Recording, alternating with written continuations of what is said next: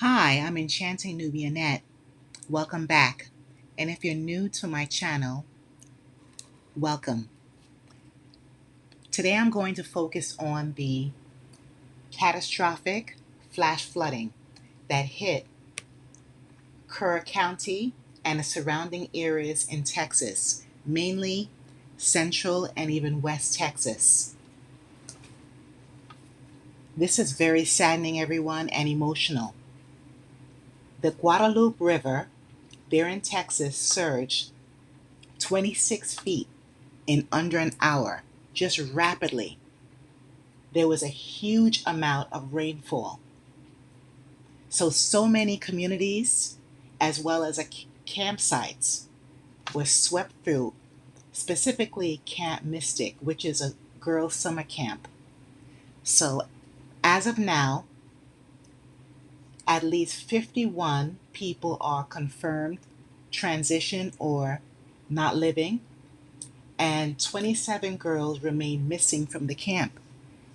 And I'm really praying for all of the people, and especially those parents who are missing their children. And I'm hoping that every single one of them will be found. Many people, hundreds of people, have been rescued from trees, rooftops of their homes and various buildings, and even washed out roads. I can't even imagine how horrific this is. So I'm going to give you a timeline, everyone. That's a huge state of emergency. And in this day and age in 2025, we really need to have advanced equipment in order to deal with this, because we know that natural disasters, unfortunately, are occurring several times per year. So, the timeline starting on Wednesday, the Texas Division of Emergency Management, TDEM, activated the State Emergency Response Resources, stating that there was increased threats of flooding in parts of West and Central Texas. So, swift water rescue teams, along with various types of rescue equipment, were utilized or ready because the predictions were stating that there would be high levels of rainfall. However, they did not predict the amount of rain they saw. They had no idea. So this was stated by the Texas Emergency Management Chief, Nim Kidd. So the U.S. Representative Chip Roy of Texas as well, who was in the area for the July 4th celebrations, asked people to focus on the ongoing rescue work. Let's continue. And Kristi Noem, the Secretary of Homeland Security, stated that everyone, stated in quotes, for decades, for years, everybody knows that the weather is extremely difficult to predict, end of quotes. Also, Kristi Noem, the Secretary of Homeland Security, stated, in quotes, I do carry your concerns back to the federal government, to President Trump, and we will do all we can to fix those kinds of things that they may have felt like a failure to you and to your community members. She stated, adding that President Trump is working to upgrade the technologies that have been neglected, end of quotes. So on Wednesday, July 2nd, the Texas Division of Emergency Management, around 4:41 p.m., they stated hints of the severe weather, which was posted on X. They said heavy showers will continue to develop and expand to hill country.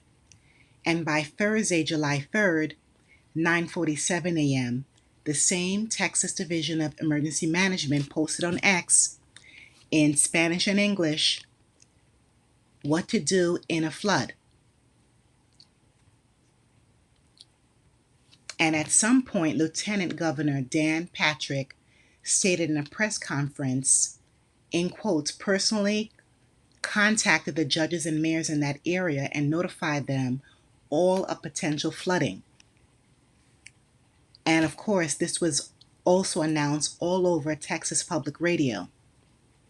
And by 3:35 p.m., the National Weather Service in Austin, San Antonio announced a flood watch on X.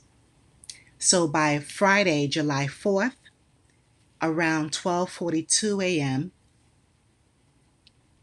it was posted on X by the National Weather Service. Austin and San Antonio posted that the area was expanded. So from 12:42 to around after 2 a.m., they kept posting that there was a flood warning and it's going to be imminent. So by 1:26, flash flooding was posted and significant impacts were possible. This was notified to everyone. And by 3:30 a.m. in Kerrville, the Kerrville city manager, Dalton Rice, he stated that he didn't see a drop of rain, and he was along the Guadalupe River when he went out for a morning jog. And by 5:15 a.m., the National Weather Service in San Angelo posted on X that there was a flash flood emergency. And they said that there was severe threat to human life and catastrophic damage.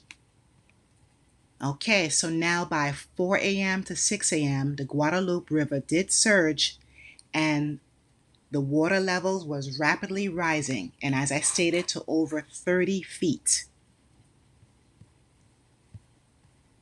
Okay?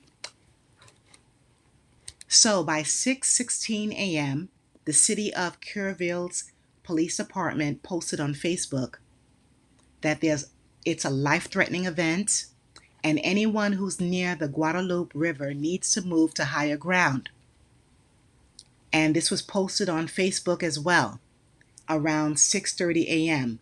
And by 7:22 a.m., a little over an hour, on Facebook, the city of Kerrville stated that much needed rain, the rain swept overnight, and they also said to exercise a lot of caution when driving and to avoid low water crossings.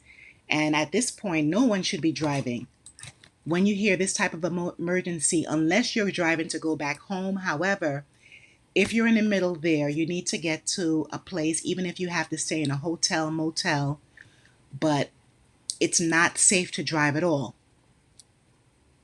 So at this point, on Friday, Lieutenant Governor Patrick stated that there were 14 helicopters, 12 drones, and 9 rescue teams, as well as many swimmers rescuing adults and children. And as I mentioned, there were around 400 to 500 people rescued, helping with the rescue effort. And then by Saturday, July 5th, there were tons of boots on the ground for the operations, and many teams, again, they started in Southwest Hunt, Texas, and southwest of Camp Mystic,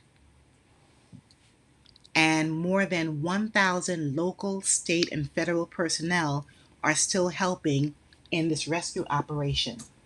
Now, let's turn to where we said the possibilities of these factors causing even more damage or more catastrophe because of the recent firings of FEMA. We know that in May 2025, Cameron Hamilton, the acting head of FEMA, was actually fired. And it was just weeks before hurricane season. And we know that the President Trump and also Secretary Kristi Noem's push to downsize or eliminate FEMA. And we know how important they are regarding disaster response such as this. There were other FEMA employees that were fired in also late 2024.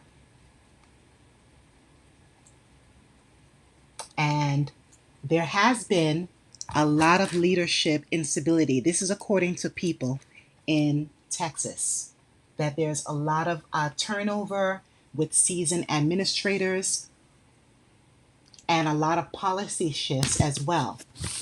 And the FEMA's budget was cut, everyone, $646 million. So this is a huge, huge impact, possibly, allegedly, to what happened with the flash flooding.